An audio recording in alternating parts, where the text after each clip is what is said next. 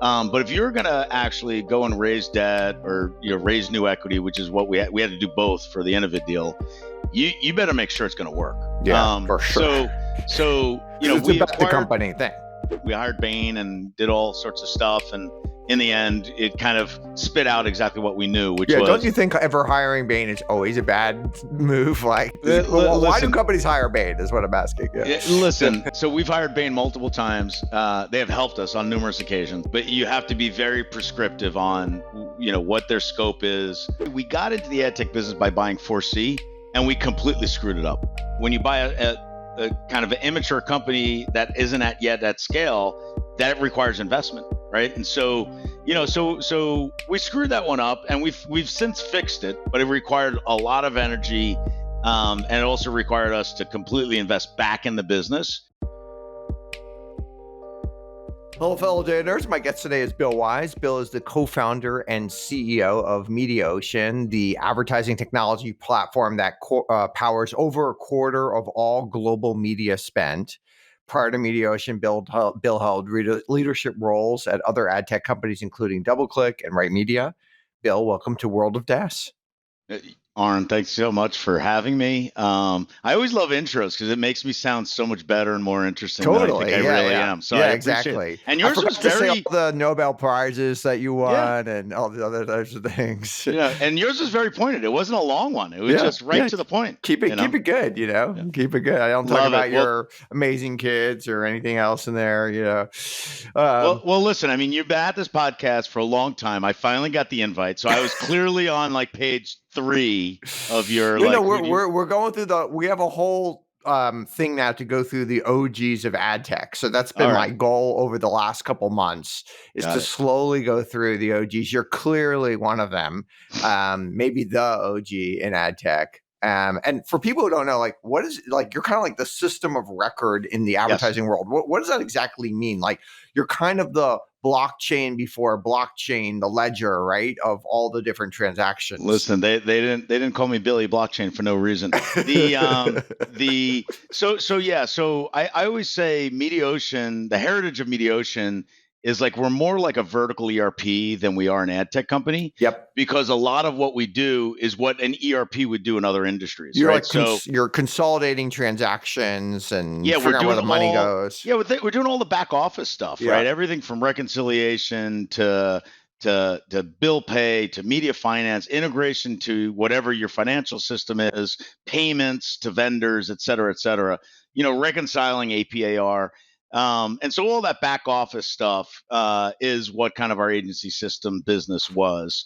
And, we saw this one Venn diagram, which was a Harvard business study that said, hey, in most industries, there's a system of record, a system of engagement, and a system of intelligence. And the goal is if you can be all three, that's like the pinnacle of a technology company. So we were kind of the system of record. What's an example of another industry where there's somebody who's all three?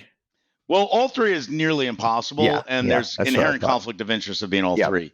That being said, big tech is all three, for their stuff, right? Yep. And actually, what you want as an independent participant in the ecosystem is to actually pick, kind of leading candidates for each of those, and then say, hey, it's okay to have my system of record and system of engagement be the same company because that drives workflow efficiency. Right. Yep.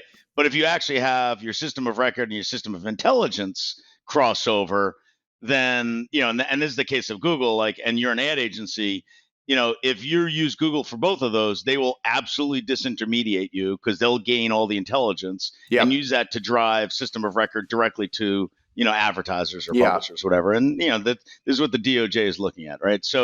But we also said system of record companies are great, but they typically are like lower growers, high market share, smaller TAM. Yeah. So what are we going to do? And so we started, acquiring ad tech companies, kind of go from back of the house to front of the house. And we started that during the pandemic. And, we've spent... Sounds like Flash Talking, some of these other acquisitions. Yeah, 4C, then Flash Talking, then an AI company, and then most recently Innovid, which is the largest deal we've done at a little over $500 million. And in the core business, for people who don't really understand ad tech, it's really the money flow is super complicated because there's often like 20 hops between like the buyer and the seller and stuff, right? Like walk us through kind of that complication. Are there other industries that I assume like maybe like stock trading or something has some sort of similar complication? Yeah, it's funny. We hired a president of technology a bunch of years ago, and he came from a company that built software for Wall Street, which is probably, we've had more success hiring outside of ad tech than in ad tech for that business for that reason. Because what people don't realize is in ad tech, it's like, hey, we're gonna increase innovation and stability may go down, but you're willing to offset like moving the needle. In the system of record business, you got to reconcile $180 billion worth of annual transactions to the penny, right? And if it doesn't reconcile to the penny, it's off, right? It's broken. So stability matters more than innovation in that business. And so it's for those of us who are technology enthusiasts and technologists and worked at software companies, it's hard to reconcile kind of that pendulum, right? But it's but at the end of the day, it's stable, and one can argue we are this for the buy side of the advertising industry. There isn't an equivalent on the sell side, and it shows, right? So when you're talking to NBC or Google as the publisher, the fact that they don't have a standard on the sell side like we have on the buy side. And why do you need two separate standards? Like, why can't the standard on the sell side be the standard on the buy side? Because the money is flowing, right? Yeah. So we is there did just a conflict of interest or something? It's an inherent conflict of interest unless you stayed completely neutral, right? And so when we look strategically at, hey, we have this kind of like near monopoly on the buy side system of record, which is fine because we're not doing optimization, decisioning, et cetera. It's fine. Our market share is fine. And we have long-term contracts and our clients are happy. So the question was, do we do the same to the sell side, or do we get into the intelligence, right? Get into kind of those systems of engagement, systems of intelligence. And in the end, we decided to go there and focus on the buy side and be kind of an independent technology provider at scale for the buy side. Because we just saw an inherent conflict of interest with Google, Facebook, and Amazon being both the largest sell side players and the largest buy side ad tech players. And that's really an inherent conflict of interest. Now, this business you build is like super massive, but it really doesn't get the spotlight. Is that positioning deliberate? Well, I always say, like, people don't give a shit about plumbing and electricity until it's broke. And I would say we're the plumbing and electricity of the advertising industry. I think as we acquired, Flash Talking and now Innovid, I think now people probably know us more through those deals than they do our core business, which, our core business continues to, that's still your cash cow, I presume. That's where all of our cash flow and EBITDA comes from. But I think the other part is there's interesting things happening. Obviously, we all see, what's happening with Google and antitrust. But I think marketers are kind of waking up to say, hey, in a world of data, AI, decisioning, who are the partners I want? And I also would say that, for the last 20 years, it was advantageous to be a startup, right? Where you can be nimble, you can be quick, you can like scratch an itch that people, have. Like now, I would say it's at like you need to be, because Fortune 500 companies are leaning in. You need to be an awesome technology provider at scale. And Procter & Gamble, Unilever, General Motors, they don't want to work with 48 ad tech companies. I mean, right? But they're probably working with 400 ad tech companies today. I mean, in reality, right? But as they start bringing those contracts in house and start decisioning and signing contracts, they don't want to work with 400. Like through the agency, sure. Or through a trade desk, sure. But as they're saying, hey, who are my partners going to be? They want to work with, less than 20. And there's this relationship between like agencies, brands, tech vendors, And there's a lot of tension sometimes between all those guys. Like, how has that been evolving over the last 10 years? Yeah. So one of the things that, and kind of a North Star for me as I think about the strategy going forward, is we want to be neutral and independent, right? And so, obviously the world is not black and white; it's varying shades of gray, and it's getting more, like it's getting more varying shades of Yeah, gray. it's very complicated. Yeah, and it's very I mean, and you talked about the supply chain earlier. Like, I don't think people think of advertising when people think about complex supply chains. They think manufacturing and logistics, and they don't necessarily think of advertising. But you and I both know the advertising supply chain is God It's is insane. it's Yeah. insane. And the question is, are you truly getting the ROI for the cost you're spending, right? If you're spending 40 cents of every dollar of media, that means only 60 cents is being used for actual media, the actual product, and Yep. 40 cents is going to supply chain. You got to make sure that the ROI on that really is worth it, right? So Totally. so now I don't even remember what the question was, but Well, I mean, there's this tension between yes, the yes, agencies and the tech vendors and yes, stuff like that, and it's and you kind of work with all of them, yeah. but they're there's kind of like more winners and losers there, and recently there's been lots of folks who have been on the winning end, or lots of folks who have been the losing end, and Yes. it's changing all the time. Yeah. So, yeah, my point was being independent and neutral allows me to go into any room and truly understand, what their business objectives are, what hurdles they have, and be able to talk to them about, and I can go into an agency, I can go into an end marketer, I can go to an ad tech company, I can go to NBC or someone on the supply side, broadcaster. And I don't compete with any of them. Right. And now, now that we're getting into ad tech, the question is, should we start competing with some of these guys? Yep. Because there is fragmentation, and there is complexity of the supply chain that's probably too costly. And how do you, But when you made these acquisitions, like how do you think about it? Because like Mediaocean, like your core business, you're number one, you're yep, the clear market leader, you're the clear. Now you're buying things that are not necessarily number one in their market. yep, Maybe they have the potential to be number one, but they're not number one. They might be number four in the yep, market or yep. so. Lots of other very, very different type of business that's out there. Like how do you think about like how to acquire, what to acquire? Yeah, great question. Um, the interesting part is we ran a sell process. The single worst time to ever run a sell process. February of 2020, we ran a sell process. And obviously, about 5 weeks later, the world was shut down with a global And just pandemic. just so that because I don't think that the audience knows, because you're owned by private equity Yeah, yeah, we firms, were and, at the and private time. equity firms tend to trade Yeah, yeah, businesses. yeah. Yeah. So we sold our company to private equity, Vista Equity, in 2015. In 2020, we ran a sell process. We had to shut it down because of the pandemic, but we picked it back up a year later.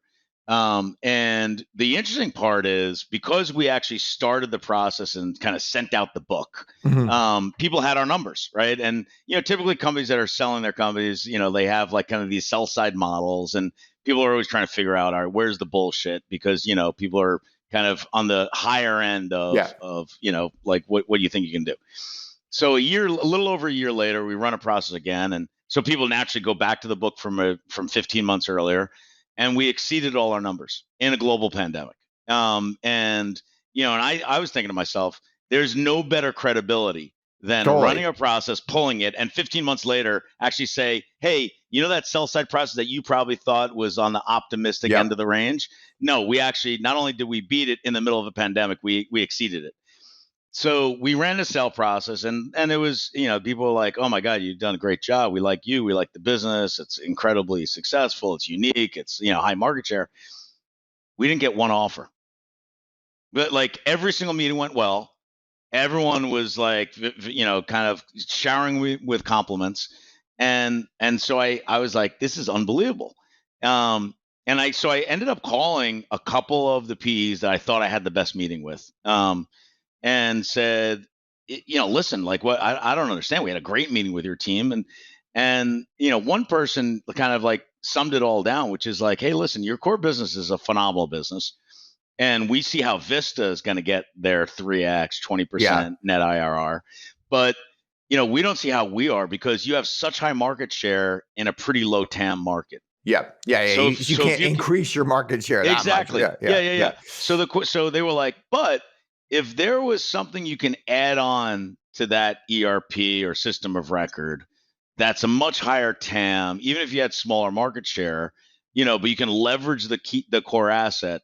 And so, to be honest with you, I would love to take credit for being this visionary, but it was actually it's like desperation. Failing. It was failing in a sell process that was like, and so I said, oh, this is company flash talking. I think if I integrate the ad server, it's a much higher TAM. And so we ended up selling the company by buying flash talking, which is a much higher TAM. It got us into creative personalization, AI, ad serving, and then it's like, all right, well, now we're in this ad serving market that's kind of monopolized by Google, who has probably 80% market share on the buy side, 98% market share on the sell side. And that's is it really that high? Is our market share that high? On the sell side, it's probably, call it like 70%. Okay. Yeah. Wow. And that's mostly only because when they bought YouTube, people didn't want them to be serving ads into video and CTV. So that's where Innovid probably has 50% market share of CTV. Oh, I didn't know that. Wow. Yeah. And so that's when we said, well, kind of being the distant number 3 player in that space. Yeah. Like the market is kind of natural duopolies. And so if you're not 1 or 2, you're just spinning your wheels to become 1 or 2. Yes, and it requires a lot of investment. So we kind of leveraged as much as we could. And then we said, we got to go out and buy the number 2 player and merge Flash Talking and Innovid together. And so, so that's the journey. And how would you advise, like, I think these are very hard decisions sometimes to decide, okay, we're going to go into these other markets. And sometimes I've been a part of companies where they'll, okay, we're going to go into this other market. It's hotter. We'll buy if you think of these companies, like, back in the day, like Newstar bought a lot. They were like the number 4 in everything. And just like they spent more in acquisitions, that I think 4x more in acquisitions than the end up market cap of the company, right? Yeah. So clearly it was a bad strategy. It clearly has a way of like, biting people in the butt sometimes. Like, how would you advise other CEOs to like think this through? Yeah, I would say most M&A is I would say a majority of M&A fails. Yeah. You got to be very deliberate. You got to have a level of precision on these things. And, and by the way, tuck-ins are fine, right? Especially if you can do tuck-ins with your operating cash, like great. But if you're going to actually go and raise debt or, raise new equity, which is what we had to do both for the Innovid deal, you better make sure it's going to work. Yeah, for sure. So it's we acquired the company thing. In a way. So I would say we got into the ad tech business by buying 4C. And we completely screwed it up. If you're enjoying this podcast, please sign up for our newsletter. Go to worldofdas.com. The link is in the description below. Now back to the video. Really? Yeah. We bought the business. What did you do wrong? What I would ask, what did we do right? The first is, going from being this like kind of legacy ERP business to like being in the dynamic, ad tech business. The first thing we realized is that the people were all there, working for equity, like probably making kind of like a little bit below their market value in terms of cash for the dream of like an exit, an IPO, et cetera. Private equity doesn't give equity out to everyone. And so, so very quickly we lost a lot of good talent. And, we didn't embrace the culture, right? And, like everything from like, what systems do you use internally? Oh, right. How do you compensate people? You're using Outlook and they're using Google Apps or something or whatever. Yeah, no. The biggest one was we were a Teams company. And like when we told them they were going to move from Slack to Teams, you would think like we were just ending like, just life as we knew it, right?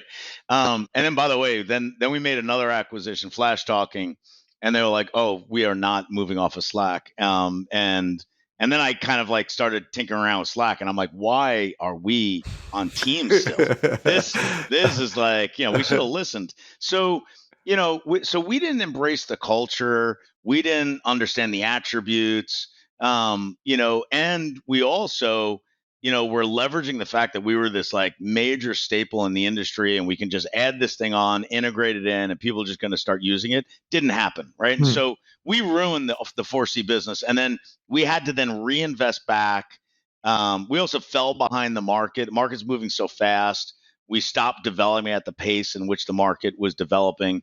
And so we had to. Was this all about like a cultural thing? Like if you kind of kept the culture alive, it wouldn't like. It was a combination of like and you'll appreciate this. It's like it's a VC mentality versus a private equity mentality. Yeah. And there's a reason why private equity doesn't buy immature subscale companies, right? They buy established companies who already make money, right? Who have a position. And so trying to do a VC type acquisition in a private equity model is very difficult because there's constant expectations on, just 3xing my money and getting 20% annual returns, right? And that's hard to do. And when you buy a kind of an immature company that isn't yet at scale, that requires investment, right? And so so we screwed that one up, and we've since fixed it, but it required a lot of energy, and it also required us to completely invest back in the business. And so we literally just in the middle of last year rolled out a new platform for that business, and it's already paying dividends. We're now growing that business for the first time since we bought 4C. When we bought Flash Talking, we were like, we are not going to do the same thing. Yeah. But we kind of did a little bit in that we were organized functionally. And so we decided, hey, let's integrate Flash Talking functionally. But we kept all the other things. Like we gave more people equity. We, embraced, things like Slack and, their cultures. And then what we realized was these are two different cultures that you can't force together. So you very can't quickly, sales team reporting to your global CRO or something, exactly, or whatever. And that's exactly what we did. So we basically then decoupled them and actually started, kind of running it as business units. And that casted the whole thing, which is like, all right, do you want to be a branded house or a house of brands, right? Do you want everything to be Mediaocean? But then we were like, no, Mediaocean is this like high market share, slow moving, kind of cash cow stability. So we decided to kind of be a house of brands. And so now, we've embraced Flash Talking. We're now embracing Innovid. We made 4C social ads by Flash Talking. And now we're rebranding our legacy business to not be Mediaocean because that's going to be the parent company. So the kind of the new business is Prisma.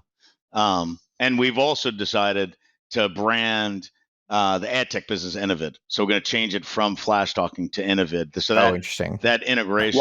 Why do that? Because like Flash Talking has its own good brand, Innovid has its own good brand.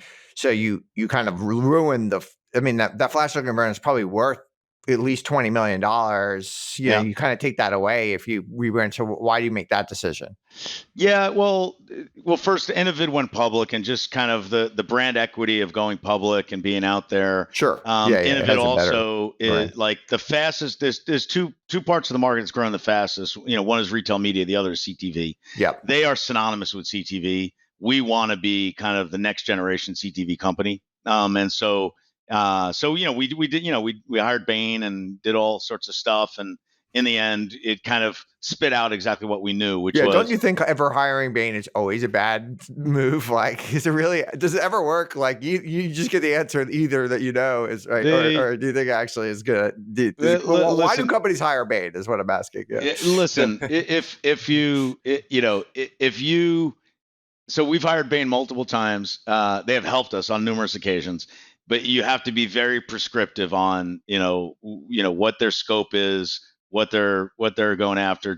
But the level and even getting through investment committees will be very difficult without the work of Bain. Yeah, right? that's helpful. Just to check all the boxes for the private equity firms and stuff like that. And we now have 3 private equities. So we went from Vista to CVCTA and Charles Bank. So we don't have 1 private equity. We have 3 private equities. Oh, perfect. Okay, 3 investment you definitely committees. Need Bain. Okay, they can like wrangle it all and stuff. Yeah. Okay, that's the tax. Okay, that's interesting. Interesting.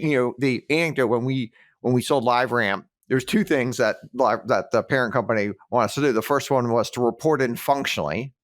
Yeah. So, report into the CRO, report into the chief product officer, report into. Idea.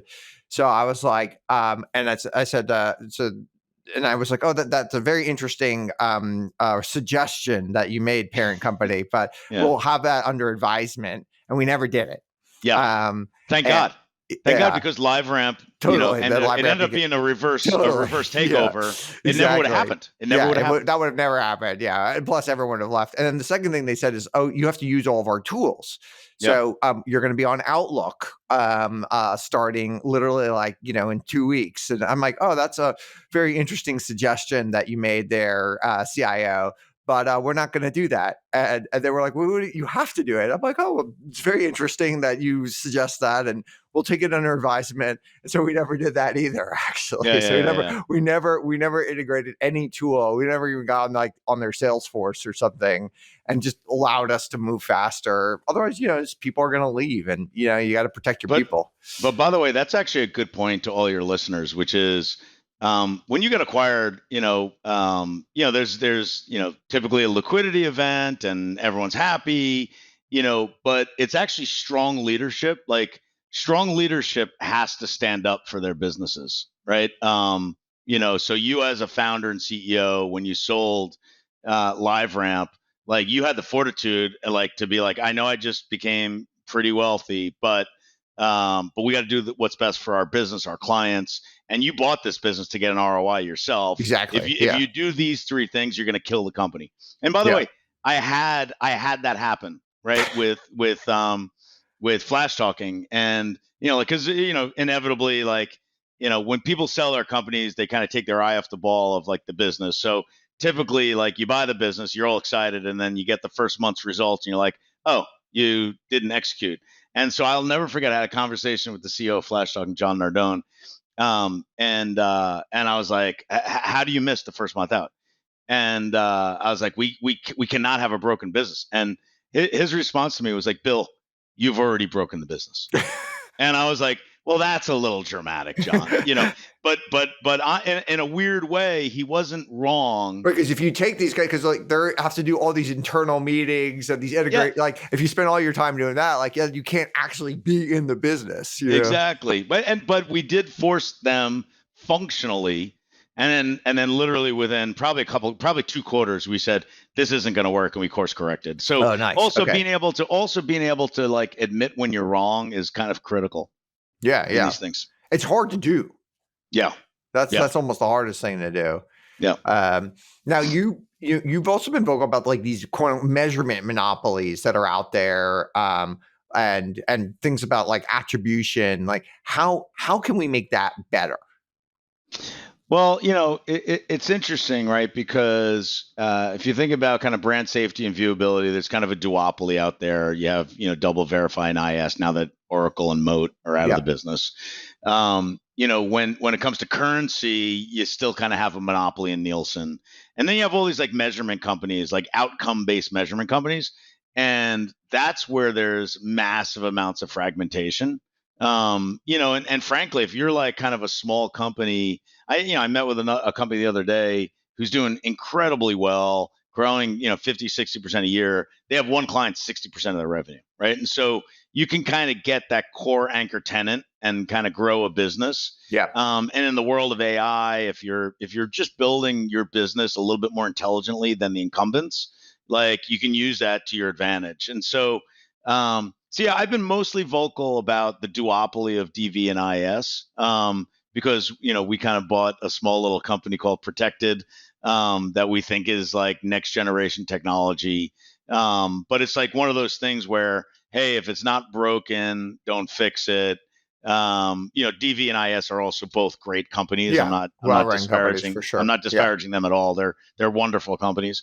And so we think there's opportunity, right? And so that gets into like, if you're the system of record and you're the system of engagement or workflow systems, do you integrate systems of intelligence or measurement companies, or do you become one, right? And so our tact is primarily to take a partnership strategy there.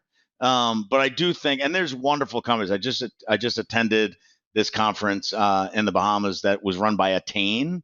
Attain is a new company. You have Jonah Goodhart, doing Mobian. You have Brian O'Kelly, that started with Scope 3, and now that kind of He's like, buying, he bought a new thing. yeah, he bought a new thing. So I think like a lot of us are trying to figure out like, hey, like there are these pockets of gold, like DV and IS, at their peak, they were worth like $10 billion combined. Right now, it's probably more like 4 or 5.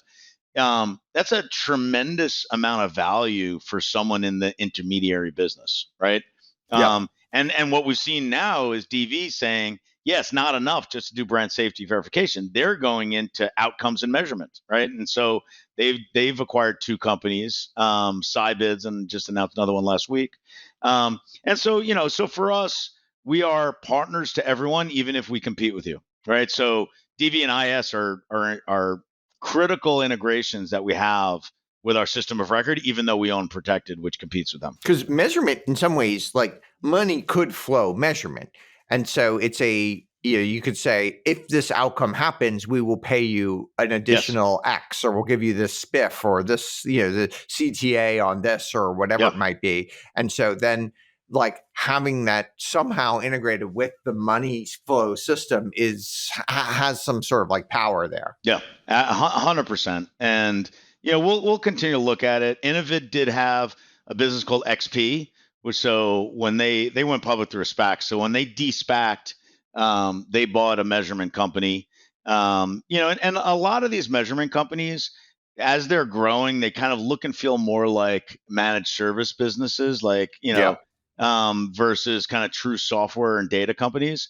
And so a lot of times you kind of like buy these companies and you're like, all right, how do we now automate it? And so it took them a couple of years to do it, but they now have a business that they call Innovid XP, which is measurement, and it's a business that they provide to both sides of the coin. So it's both the buy side. So the sell side is roughly 50% of the revenue of that business. So it kind of starts getting you, and that also in CTV, you can't just be on the buy side. You need to integrate into all the streaming devices, Hulu, Netflix, et cetera. And so I think as we start focusing more on next generation television and CTV, I think providing more solutions to both sides of the coin actually makes sense. And there's been all these other like measurement players over the years, which maybe didn't survive. Like, if you asked me 10 years ago, maybe ComScore was like a well-known one, but that, and then they kind of bought RentTrack, which seemed like a great idea, but then it just kind of, they had their own issues, and it's been kind of mired in some things. And obviously, like Video Amp kind of going after Nielsen for a while. Maybe they still will win that one. But it seems like the measurement stuff has been like remarkably stable the last 15 years. Like the same companies from 15 years ago are still the main ones today. And by the way, just how many companies have tried to go after LiveRamp? Right? Yeah, exactly. Good point. Right. There's a ton of companies.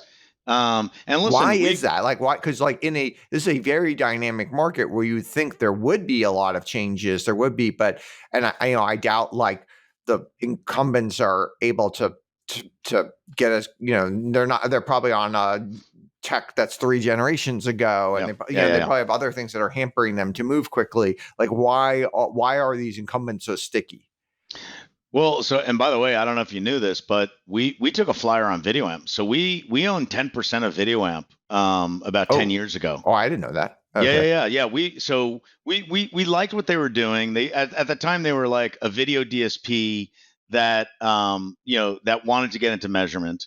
And then the minute they kind of set their eyes on kind of currency, and raised a lot of money to kind of go after Nielsen, it just didn't make sense for us to be in that business anymore. And we ended up selling out our Oh, stake. you got like a secondary transaction. Yes. Oh, good for you. Oh, wow. Yeah. We had a secondary transaction, and what I said was like, at the time I said, people were talking about iSpot Video Amp, Video Amp, No, like iSpot everywhere, too. like, That's and another NBC, company. was like, hey, how do we create this whole like industry thing around, beating down Nielsen? And my take, and I said this publicly, was like, I wouldn't bet against Nielsen, right? Because there are moats, which is if you have the buy side, the sell side, and the intermediaries all agreeing on A a currency. currency, Yeah. and this is actually what LiveRamp has, right? There's a lot of people who are like, oh, like LiveRamp, oh, like move too slow, don't like the service, Yep. like so companies that have incredibly high market share that have created a moat are incredibly difficult to get out. Like, as often individual the company participant, really has to screw it up. They you really have to really, screw it up. Yeah. and you gotta figure out like what is your angle, like, and I think with Video Amp they always said this is a domino where I just need one of them to fall, right? So it was going to be NBC because they were the most vocal, and next thing you know, NBC renewed with Nielsen, right? After all years and years of kind of having their like Datascape, Lumascape, whatever, around that stuff. But maybe it was good for NBC because I don't know maybe it was a negotiating tactic and they renewed at a better rate or something. 100%, 100%. Yeah. And so like, because that's the problem is like if you're in a startup, you never like these big guys like NBC, they just might be playing you to get a slightly better deal on their contract. 100%, 100%. And then we saw it recently, right? Video Amp had another company, about to go, created a scurry. They ended up re-signing with Nielsen, right? And so, companies who have created moats, very difficult to bring down. But as an industry, you should be leveraging, these startups, right? To tell Nielsen like, hey, you're not the only choice, right? Even if they are the only choice, right? You want to make sure that companies who have high market share continue to invest, right? Or else the industry won't move forward. And if the industry doesn't move forward, we all lose, right? And so we had a small little competitor during the pandemic, and I credit them for making Mediaocean a better company. We needed that competition. Lights a fire under you. Yeah, it was great. And now they're no longer in business, but you need a new one. But we needed it for a couple of years. Yeah. It was interesting because in the kind of in the credit finance world, like there's FICO, right? They have this currency, and everyone else says, oh, their algorithms aren't very good, and all these other. But like it does in some ways it doesn't matter. It's like literally these loans are packaged by FICO scores. Like there's just no way unless they really messed it up. And they're incredibly well run. The CEO is amazing. So, but like they'd really have to mess it up to give like a huge opening for somebody else. But by the way, so I had we all have like these various friend group text groups or whatever. And one of the text groups, somebody said, "Hey, what's everyone's FICO score?" And I was like, I have no effing clue what my FICO score is. So they're like, oh, you can go to American Express, go look it up. So everyone was sending each other their FICO scores, and I went and looked it up, and like mine was like dreadfully low. And I kind of don't give a shit, but I have no idea what mine is either. But by the way, this happened to me like 8 weeks ago, and so it really bothered me, and so I basically spent like 2 hours, and now I have a really high FICO score. So I'm like, I'm just back. Like just brag to your friends. Yeah. So well, I felt like in a way I felt like just not good enough, right? I was like, I don't even want to tell me. I don't even want to say what my score was. Maybe your listeners can guess what it was. But like I beat. There's one guy who like prided himself on his FICO score, and I couldn't get to his level. You just hacked the system or something or whatever. No, I literally I closed down these 4 credit cards or whatever. I call my bank. I'm like, tell me what's driving this. And it was some car loan or da. And I was like, no, I paid that off. Like so you can correct it. It. So I did. I spent a couple of hours of my time. That's hilarious. But it's funny. I have a buddy, and sometimes when we go to dinner, he's like, "Everyone, whip out your phone and let's see your Uber rating." Oh yeah. Yeah. Oh, dude, I'm and then always he's like, whoever has the lowest Uber rating has to pay for this dinner or something Love that. like that. Love And then that. like one time I had like the lowest Uber, like I'm like, oh, I gotta like be much nicer to the Uber driver. So I'm like giving him flowers and stuff to get just so I can compete with this guy. One. It's a very common one. You know, I have a very high Uber rating. I happen to be pleasant, and you seem and like when a I'm very on, talkative guy. I'm like surly in the back on my laptop. No. Sometimes, if you're on your laptop, yeah, that's like your maximum rating is a 4. You can't get a 5 if you're on your laptop. I'm always on my laptop in the Uber. So that's my there problem. are times there are times I'll be like, all right, let me take an Uber because I got to do this. I got to do this call. Yeah. And I apologize in advance, and I apologize when I leave. Oh wow. Just I was and everyone always is like, all good, brother. I get it. Yeah. Like but like and then you slip on the 20. I mean, I don't know what has the world gone crazy on tipping? Like, oh my gosh, it's the worst. It's now like I get a cup of coffee and it's like, how much tip do you want to leave? And I feel guilty about saying none. First of all, like in Manhattan, like a cup of coffee is like $22 or something. So first of all, that's the problem in itself. I went the other day at a cafe. I got a cup of coffee. It was like over $10. I'm like, this is insane. Like, what is going on? And then of course you have to tip 25% or something. And it's like and they watch you tip. Right. It's not like on the slide. They're like watching you do it. Otherwise they're gonna spit in your coffee if you don't give them a good tip. You got it. Like tipping has gotten out of control. That being said, the cost of living has gotten out of control, and we need people to continue. Well, good point. We need to pay good wage. Yeah. We need to pay good wages. Yeah. So I don't know what the answer is. We're gonna have I'll have the Waymos are the answer maybe. Well, and I don't know where we are on this, but I guess everyone ran on tips will not be taxed. Right. It's true. So I don't know where we are on that, but that's a good point. So they should just they should make the price lower, and then they should make the tips 100%. Yeah. Right. That would be the smart move. They should do that like the private schools too. They should just lower the tuition and then just like encourage you to just donate a massive amount. So, right. Like there's all these ways, I guess, to it's a game the system. I like your thinking. Game the system. Game the system. I like it. Now we had Tim Vanderhook, who's CEO of Viant, on recently, and he thought like linear TV is just really just going through this implosion over the last few years. Like, where do you see that industry going?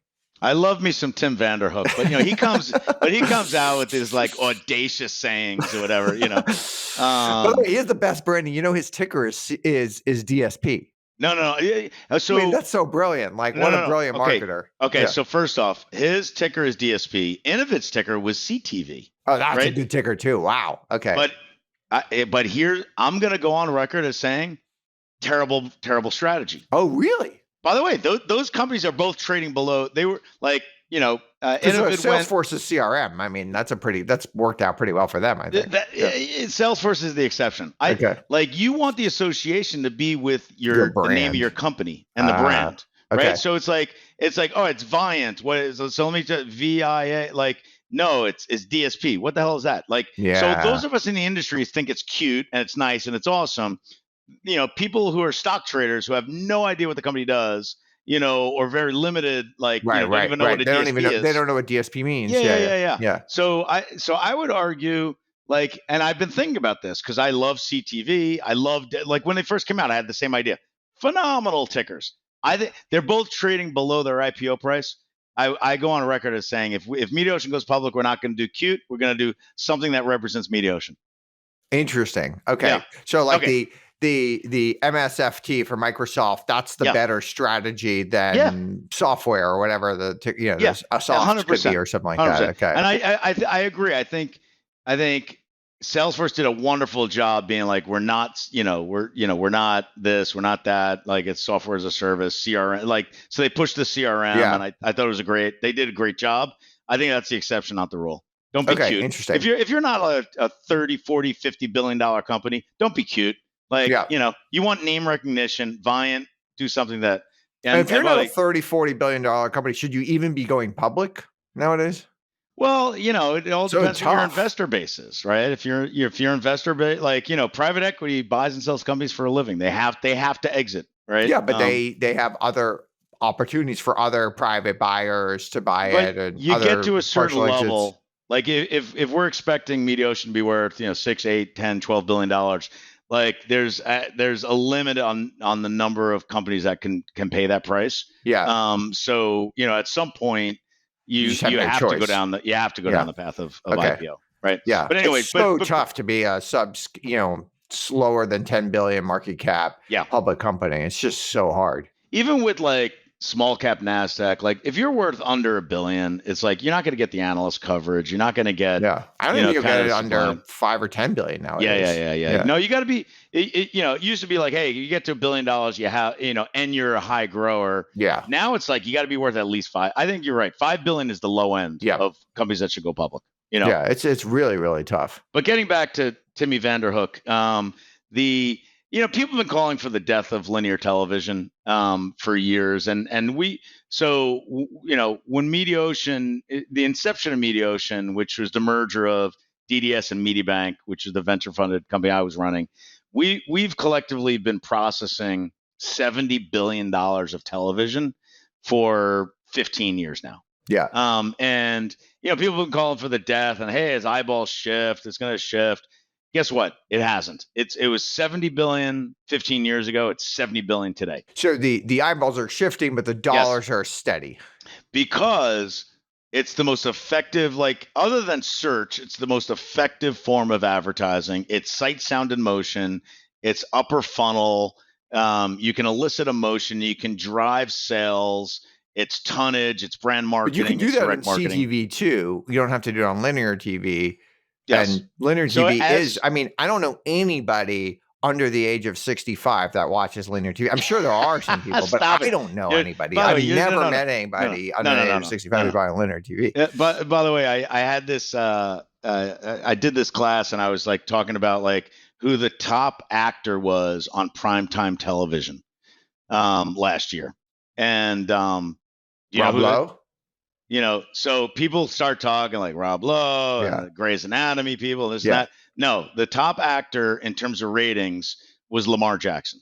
Lamar Jackson. Oh, right. Of course. Because now network television, everything is football. Yeah. It's all sports. Right. Yeah. And so it's not all sports. It's like it's all football.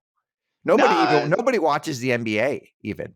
Yeah, the ratings are down. I mean, because also NBA is so boring. I mean, it's so boring. Football's so amazing. Yeah, but like you're right.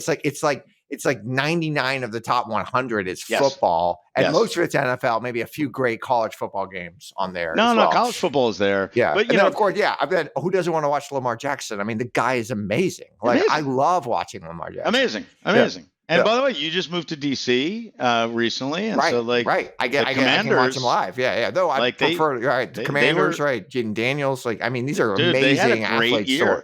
Great year. It's amazing. I love the NFL. I love that. But anyway, my point is that people have been calling the death, and so yes, I do look at 15 years ago, the quote unquote TV market was 70 billion. Today, the TV market is $250 billion, right? Yeah. Because we still have that $70 billion of linear. We have 40 billion of CTV. We have 100 billion of online video, right? Yep. And so now, like, so when I said like Mediaocean wants to be the next generation television company, it's like so naturally that 70 billion will go down but CTV will gain it, right? And so I look at the TV market as going from 70 billion to $250 billion to $500 billion to $1 trillion, right? And that's the market that we want to have. So whether it's linear or CTV, like it doesn't really matter for your case. Yeah. And then the question is, how do you transact? And so, companies like Viant or DSP, as their ticker symbol represents, it, wants to be the lion's share of that. But the reality of it is there's going to be a lot of DSPs that matter, right? Obviously, Google has DV360. You got Trade Desk. Now Amazon has their DSP. The Yahoo DSP is great. Viant I think Viant's a great company. I'm a shareholder. So there's going to be fragmentation there. And so we believe there needs to be a system of record, and there needs to be an ad server that will feed one of the 5, 6, 8, 10 DSPs. But you mentioned your shareholder in Viant. Like, how does that work? You can be a shareholder personally, or how does that work? No, personally. Oh, so you're allowed to do that? Like, I don't even know how these things work when you're CEO of these things. Like, I'm just a supporter of the industry. I'm a okay, so shareholder. you just buy the market, right? Okay, I know. You're in Lovin, you're in Trade I know. Desk, I'm in LiveRamp. Okay, LiveRamp. Okay, got it. Okay, you're just long the industry. You're a supporter. I'm long the industry. Okay. Here's the deal. A few years ago, I was like, I coined the term that I always buy at the 51-week low, because the minute I buy it, I am the worst public company investor. So I then took a different approach, which is I'm bullish on my industry.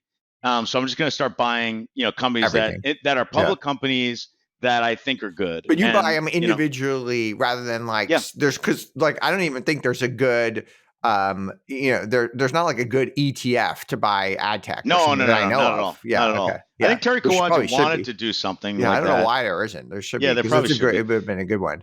Well, maybe you can do it. Yeah, totally. Yeah, I'll do that on the side. Yeah, another thing. As if you don't have more things going on. And then I said, I'm just going to buy products I love and use, right? And so I love Uber. I love Uber Eats. I love Uber. Yeah. I bought Uber, and it's been great. I love Netflix. I bought Netflix. So the minute I stopped trying to be intelligent, then it's just like fun. Yeah. Yeah. The minute I stopped applying intelligence to my stock buying, I actually became more successful. Like because here's the other thing is like B2C brands have the ability to trade at way more than what they're worth, right? So I bought a Tesla, whatever it was 4 or 5 years ago, loved it. And I was like, let me buy Tesla. Yeah. Now if I like the old me would have been like, Tesla is so overvalued. Like they were worth more than all auto companies combined. It's stupid. They're not a tech company. They're an auto company. Like it's stupid. You shouldn't do it. It's irrational. But the new investor I love the cars. Right? I love Teslas. I'm going to buy Tesla stock. I mean, I love Netflix. Their cars are amazing. Amazing. Right. Their cars are amazing. So it's kind of fun it's fun to kind of join I wouldn't put like, 50% of your net worth in it or something. It's fun to be along for the ride. Why not? Exactly. So remember like Peter Lynch, like the Fidelity guy from like the 80s and 90s. He was like the most famous kind of investor. That was like exactly his strategy. He's like, find the brand you love, dig into them because they may not all be perfect, but find the ones you love and whatever, Dunkin' Donuts or whatever it is, and then buy those Starbucks stocks. I'm an investor in Starbucks. Okay. I love my Starbucks. Okay. So, I love that. It's an easy strategy. Now, a decade ago, like most of your customers were, at least from the Mediaocean side, were agencies. Yep. Now, I'm sure that's changed over time. Like, how is that evolving? So when we sold the company to Vista in 2015, 10 years ago. 10 years ago. The agencies were 100% of our revenue. 100%. And the 6 holding companies were 91% of our revenue. Oh my gosh. Wow. Today, agencies are about 42% of our revenue. Oh. And the holding companies are 35% of our revenue. Wow. Okay. So we've done a really good job diversifying the business. Yeah. 82%. Now, partially also because they are less important than they were. Right. So they're still obviously very important, but they're less central to everything than they were as well. Right. Well, no, I wouldn't say that. I would say marketers are leaning in and making technology and data decisions themselves. Right. So this whole like in-housing is not really like, it's not fingers on keyboards in-housing, but it is like brand marketers, like for, blue chip marketers care about their data and care about where their data is going, and they want to, and they know that's going to fuel an AI strategy, et cetera. And so they desperately want to control that.